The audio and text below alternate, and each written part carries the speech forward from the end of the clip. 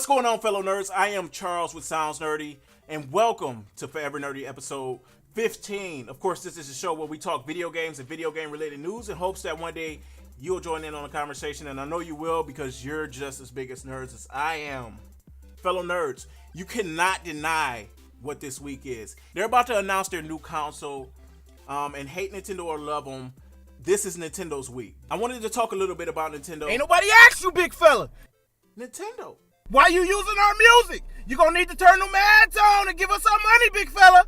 But this is not even really your music. It just sounds. It don't matter, big fellas. Give us the money. Nerds, unless you got $15 million, no Navi in your videos, nerd. Judging by that cheap-ass DSLR, big fella, you ain't got that kind of money. But we're a small YouTube channel. We don't have that. Big fella, what the f*** you crying for? Lift them chins up.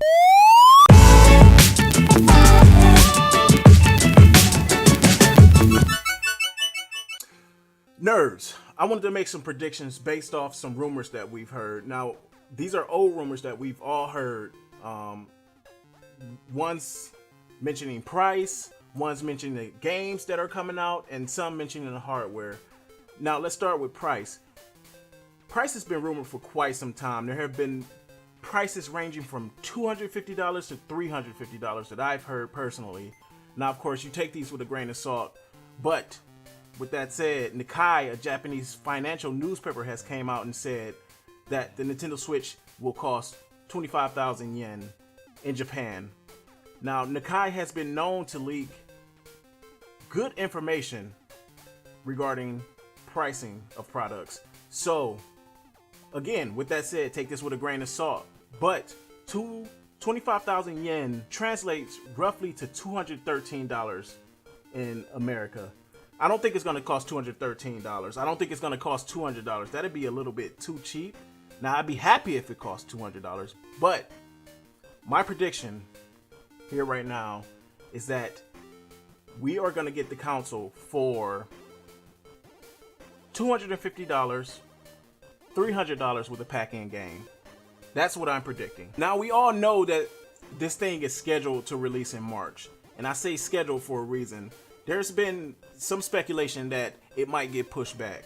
There's no way it's coming out in March. I say that they don't want to do that. They want this thing to come out in March. And this is for selfish reasons. I'm sure they could push it back and it'll be fine. But gamers like me are itching to get their hands on the device and play as many Nintendo games as we possibly can. With that said, a pretty reliable source, Laura Kate, some of you might know her. She leaks a lot of Nintendo information. Laura Kate is pretty confident that this thing is actually coming out in March. Not only does she say it's coming out in March, but it's coming out March 17th, in the UK at least. My prediction, I think it'll be released worldwide on the date that she says. Even though she was only speaking on the UK, I think Nintendo probably knows that I don't know, Nintendo's pretty bad when it comes to stock and making sure that they have stock of their products in stores to sell. So it could be that we get this rollout across the world. But my hope is the 17th, everybody will get it worldwide. And our last prediction, the third prediction I want to make, is related to software. Now, some of you might ask why I did not make a prediction related to hardware. Personally, I don't care about the hardware. Personally, as a gamer, I know Nintendo at this point. I know that they're not playing that game. And I don't care that they're not playing that game. I don't need Nintendo to be another powerful console on the market. If you're expecting this thing to be a portable PlayStation 4 or even an Xbox One, a portable Xbox One, you probably need to learn a thing or two about engineering. There's no way that they're going to get a portable PlayStation 4 in your hands for anything less than, I'm gonna say, $500, $600. That would be so expensive. If it could be done, and I know that these systems are older. I know that the PlayStation 4 is not new to the market, but even now today, that would be an expensive endeavor for Sony to do if they wanted to release a portable PlayStation 4. It's just too expensive. So we're not gonna get that. We're gonna get something that's comparable to maybe a little less powerful than the Xbox One, a little bit more powerful than the Wii U maybe, and I'm okay with that. It's a portable console, so I'm okay with that. I'm all on board, and I wasn't complaining about the graphical fidelity of the games on the Wii U. Those games were great. The games that I did play, the Nintendo games that I did play, and a handful of the third-party games that took advantage of the Wii U.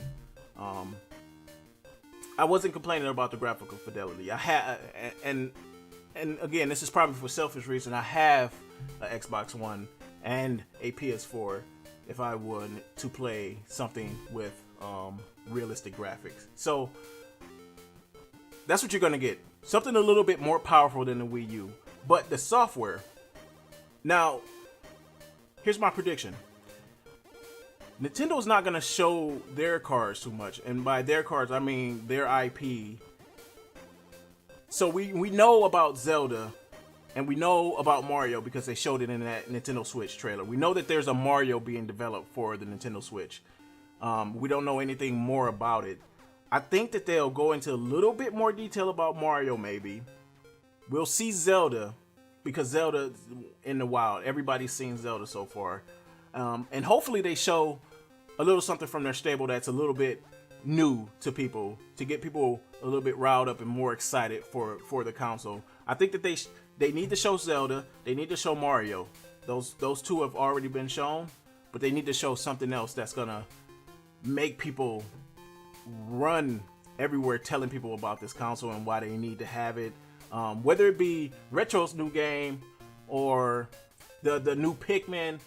Pikmin doesn't hold much weight as far as nostalgia goes, but if they have to show something more than just Mario and Zelda from their stable. Of course, they can rely on third parties as well, which I think they'll do a lot, and I think that'll be smart to kind of show off third parties and the support you're getting from third parties, just to kind of ease some of the doubt that gamers are not going to get any third-party games on this console.